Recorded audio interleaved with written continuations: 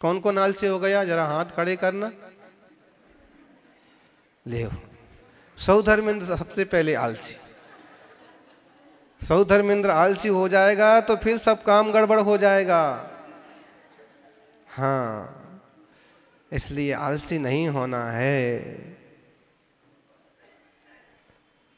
वो माँ कहती है बेटा ठहर, पानी लेके आती हूं, मुनिराज को पहले आहार देंगे, अगर आ गए तो पहले उन्हें देंगे, बाद में अपन खाएंगे, नहीं आए तो मैं पानी लेके तो आती हूं।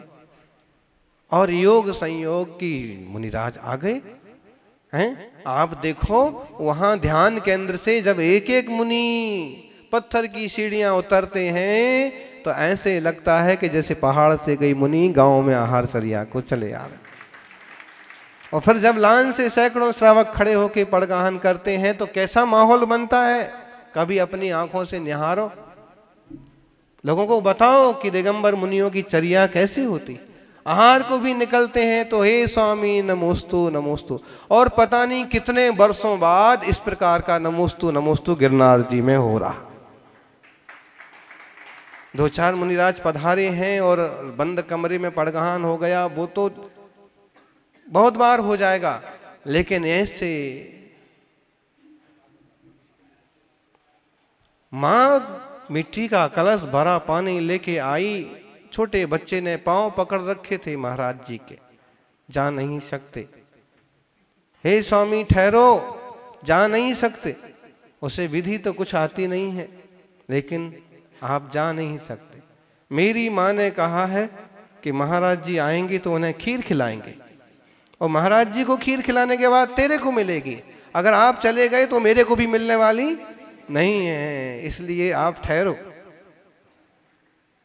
मुनियों की दृष्टि बड़ी गंभीर धीर शालीन होती है। यूं तो ऐसी भी विधि होती है कि 6-6 महीने आहार ना हो, लेकिन बड़े कृपालु और दयालु भी होते हैं, क्षेत्र काल के जानने वाले होते हैं, लकीर के फकीर नहीं होते हैं, किसी चीज को पीटते नहीं हैं, अपितु सहज शांत चर्या। एक आदमी ही पूरे गांव में पड़गान को खड़ा है और योग बने तो उसके यहां भी चले जाएं, और 1000 खड़े हैं और योग ना बने तो कहीं भी ना जाए। छोटे बच्चे का भक्ति भाव देख के मुनि श्री एक बार खड़े रह गए। कोमल चित्त वाले बालक को इसके मन को कष्ट कैसे पहुंचाएं, क्षण भर को कायोत्सर्ग मुद्रा में खड़े हो गए। इतने में मां आ गई और भरा हुआ मिट्टी का कलश तो था ही। हे स्वामी नमोस्तु, हे स्वामी नमोस्तु। इन परिणामों की कोई कीमत होती है? बोलो, इन परिणामों की कीमत पैसे से नहीं लेखी जा सकती है। और योग संयोग के मुनि वर्ग की संभवतः वही विधि पड़गाहन हो गया। खीर थी, 3 हिस्से किए थे, एक मेरा, एक बच्चे का, एक अतिथि का। अतिथि संविगा शब्द आता है। चौके चूल्हे में श्रावकों का एक व्रत होता है, अतिथि संविभाग। अतिथि आए, मुनिराज आए तो संविभाग करो। तुम्हारे यहां जो दाल साग रोटी भाजी पानी है उसको एक हिस्सा उनको दो, दान में, आहार में। सिस्टम सुधारना होगा। ऐसा नहीं कि एक जगह बस भाई ये महाराज जी का चौका है, ये महाराज जी का आहार है, कोई छुए मत लेना, कोई खा मत लेना, ऐसा ये तो दोषपूर्ण हो गया। श्रावक तो वही है जो अपने लिए अपने कुटुंब के लिए आहार बनाए और साथ साथ मुनिराजों को आहार दान का भाव रखे। और आ गए तो इसके लिए 10 लोग नहीं चाहिए, वहां एक मां है, लेकिन अकेली स्त्री होगी तो मुनिराज नहीं जाएंगे, एक बेटा भी है, इसलिए मुनिराज चले गए। जब मुनिराज के हिस्से की अतिथि संविभाग वाली वस्तु दे दी, तब भी मासोपवासी मुनि श्री की भूख समझ लो नहीं मिटी, तो मां ने अपने हिस्से वाली खीर भी दी। छोटे बच्चे की तरह इशारा करके कहा कि भाई 2 कटोरी खीर तो महाराज जी को चल गई, अब तू बोल तेरे हिस्से वाली खीर भी दे दूं क्या? अब वहां उस बच्चे की भक्ति भावना पुण्य देखो। पिछले भाव में किए गए कर्म तो ऐसे कि सेठाई लुट गई, दरिद्र हो गए, करोड़पति सेठ पिता का मरण हो गया, और अब ये भाव ऐसा आया कि उसने कहा इशारे से कि हाँ ये वाली खीर भी दे दो। उसमें से थोड़ी सी वस्तु महाराज जी के हाथ में आई कि तृप्ति हो गई, और वह कुल्ला करके हाथ धोके बैठ गए, जंगल में चले गए। माँ ने सोचा थोड़ी खीर है तो आप बच्चे ही को खिलाएं, इसी के लिए तो बनाई, इसके रोने पर ही तो बनी है, और वर्षों बाद महीनों बाद बनी। बच्चे को खीर खिलाई, बच्चे ने भरपेट खीर खा ली, लेकिन कटोरी खाली नहीं हुई। मां ने देखा खीर बची है, और बच्चे बाहर कुछ खेल रहे, उनको भी बुलाया, उनको खिला दी तो भी खत्म नहीं हुई, और लोगों को खिला दी तो भी खत्म नहीं हुई। कथा में लिखा है कि राजा को बुलाया, सेना को बुलाया, सबके पेट भरने के बाद जब उस मां का भी पेट भर गया, तब जाके कटोरी भर खीर से पूरे गांव का भोजन हो गया। क्या हुआ ऐसा? शास्त्रों में आता है कि कोई कोई तपस्वी मुनियों को अक्षीण महानस रिद्धि होती। अक्षीण महानस मतलब होता है कि तुम्हारा जो भोजन है वो कम नहीं पड़ेगा, उस दिन कम पड़ेगा नहीं। सच्ची भक्ति से दान करते हैं तो उनको तो जिंदगी में कभी कम नहीं पड़ता है, लेकिन वह भोजन, वो वस्तु भी उस दिन कम नहीं पड़ेगी। और वो वैसी रिद्धि के धारी मुनिराज थे। उस छोटे से दान का परिणाम हुआ कि वह अकृत पुण्य का जीव उस जन्म में तो दुर्घटना से, शेर के खाने से उसका मरण हो गया, लेकिन अगले ही भाव में जब उसका जन्म हुआ और उस नाभि कर्तन नाल काटी गई, और उसको जमीन में दबाने के लिए नाभि होती है, छोटे छोटे बच्चों की नाभि को सुधारना पड़ता, और उसको जब मिट्टी में दबाने के लिए थोड़ी सी मिट्टी निकाली तो उसमें से सोने से भरे हुए घड़े निकल पड़े। पिता को आश्चर्य हुआ, घड़े मिले सोने के और धन मिला, इसलिए बच्चे का नाम क्या रख दिया? धन कुमार। बड़ी कथा है, सुंदर कथा है, लेकिन जीवन में तत्व की, धर्म की महिमा समझो, प्रमादी नहीं बनो। एक एक बात हमें सिद्ध भगवान की पूजा से समझना। ज्ञानियों, भगवान जिनेश्वर कहते हैं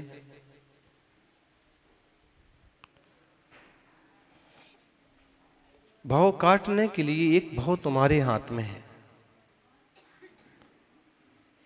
हम होश में हैं, वह भाव यह है, हमें पता है हम बदल सकते हैं, हम कुछ कर सकते हैं, तो शाश्वत है। जन्म मरण होते रहते हैं, और जो जन्म मरण से मुक्त हो जाते हैं वो सिद्ध कहलाते हैं। नेमिनाथ भगवान तीर्थंकर हुए, सिद्ध हो गए। दत्तात्रेय मतलब तीन को देने वाले, रत्नत्रय को देने वाले, सिद्ध हो गए, परमात्मा बन गए।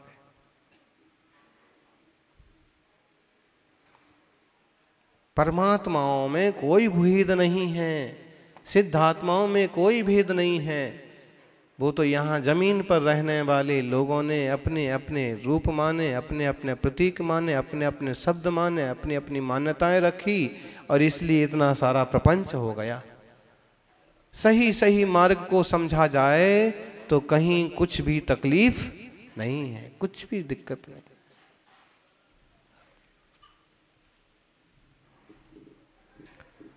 सिद्ध चक्र की पूजा में कहा, वर्णादिक भेद विडारन हो, परिणाम कसाय निवारण हो, मन इंद्रिय ज्ञान न पावत ही, अति शुद्ध निरूपम ज्योति लही।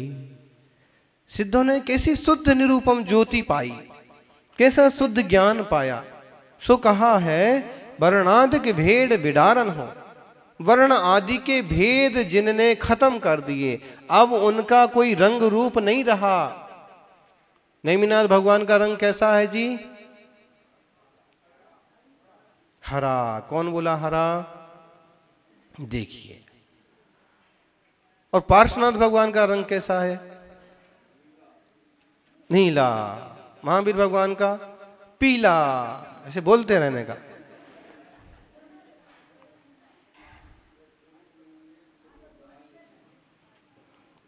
बताइए जी पंडित जी, नेमिनाथ स्वामी का वर्ण कैसा है? लो, रॉन्ग नंबर।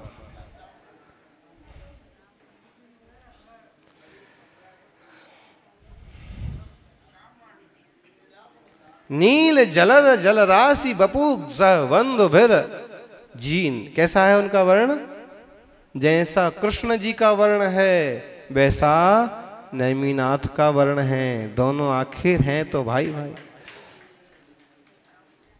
कैसा है? दो नीले दो। अब अपन आज भी स्तुति करते हैं तो क्या बोलते हैं? नेमिनाथ भगवान का रंग कैसा बोले? श्यामला, श्यामरिया है। कृष्ण जी का नाम इतना प्रसिद्ध हो गया, सबको अच्छा लगता है, बच्चों का नाम भी रखते हैं कृष्णा कृष्णा है। लेकिन इसका अर्थ क्या होता है? शुद्ध देसी भाषा में अर्थ करो ना इसका, तो होता है काला।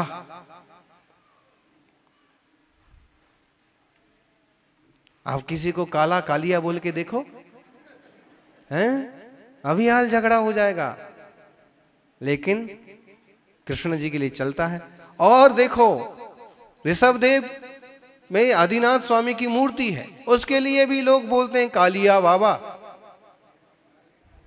हाँ, अरे काले काले बड़े बाबा तो बाद में भये, लेकिन पुराने शब्द, देसी लोगों के शब्द, काले काले तो थोड़ा शिष्ट हो गया भाई। काले काले बड़े बाबा, लेकिन कालिया बाबा। और देखो एक शब्द बहुत प्यारा होता, कान्हा। कान्हा गुजरात में आपको बहुत मिलेंगे कनू भाई। हाँ, यहां बहुत मिलेंगे आपको पोपट लाल, कचरा लाल, कनू भाई, मनु भाई, ऐसा।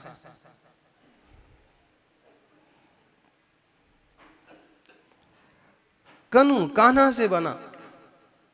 और कान्हा कैसे बना? कृष्ण से प्राकृत अभ्रंश होकर के कान्हा शब्द बना। जो भी है, सांवले थे नेमिनाथ भगवान और मुनि सुब्रत भगवान भी। सुपार्श्वनाथ पार्श्वनाथ हरित वर्ण के थे, उस टाइप के रंग पर गए हुए थे। वासुपूज्य पदम प्रभु भगवान लाल रंग पर गए हुए जैसे रंग वाले थे। चंद्र प्रभु पुष्पदंत श्वेत वर्ण जैसे थे। और बाकी सब तीर्थंकर सोने के समान तपाए हुए वर्ण वाले थे। तो हम तो आज भी भगवानों को रंग से गिनते हैं, लेकिन वास्तव में जब तक भी इस देह में थे तब तक रंग वाले थे। और एक बात सुन लो, काला वर्ण खराब होता है कि पीला वर्ण खराब होता है? बताओ, हैं? समझ लो कराड़िया जी, अब आपको अपने पोती की शादी करना है तो काली लड़की ढूंढोगे कि पीली ढूंढोगे?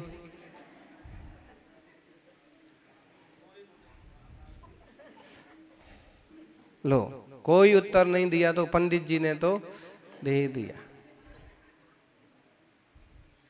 लोग तो भाई कहेंगे गोरी अच्छी सुंदर है।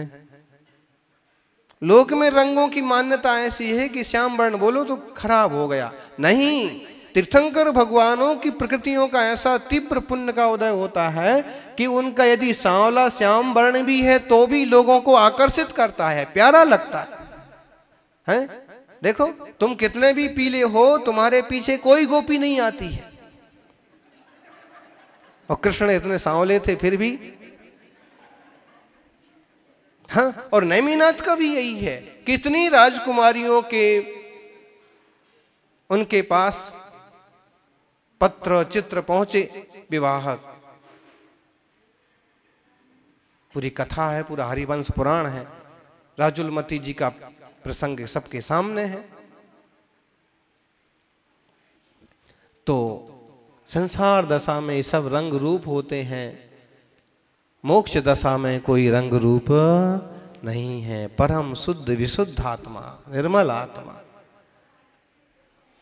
वो ज्ञानी कोई लाल झंडा पकड़ के बैठा है, कोई नीला झंडा पकड़ के बैठा है, कोई हरा झंडा पकड़ के बैठा है, कोई सफेद झंडा पकड़ के बैठा है, और कोई काले रंग का झंडा पकड़ के बैठा है। अपने अपने झंडे को सब ऊंचा करने के चक्कर में दूसरे को नीचा दिखाने की कोशिश करते हैं। भगवान महावीर ने कहा कि ऐसा मत करो, पांचों रंग मिला दो, पचरंगा झंडा बना दो, और सब मिलजुल करके मोक्ष मार्ग में बढ़ो, तत्व को समझो, धर्म ध्यान करो। आज भी हम लोगों को, आप लोगों को रंग का बहुत भेद होता है, सुंदर असुंदर, काला पीला, लंगड़ा लूला, लेकिन ये सब पुद्गल की पर्याय है, बदलते देर लगती नहीं। गोरे रंग पे इतना गुमा ना कर,